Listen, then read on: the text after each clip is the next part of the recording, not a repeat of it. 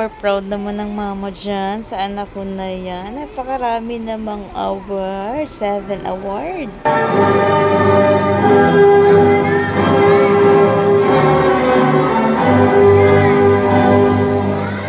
At sa pagkakataon na niyan guys, naiiyak talaga ako dyan. Pinigilan ko lang. Sobrang saya ko nga talaga. Sulit nga talaga yung pag-stay at home mom ko.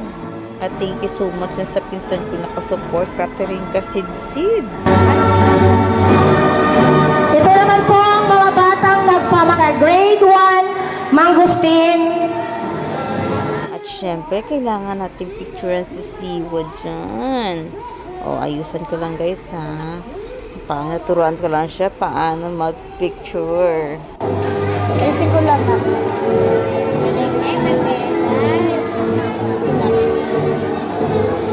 Ganto na ko. Ganto. Stop! Naman na, dyan ka lang. Kita. At yan lang guys, ang ganap today. At ito nga pala ang mga picture namin.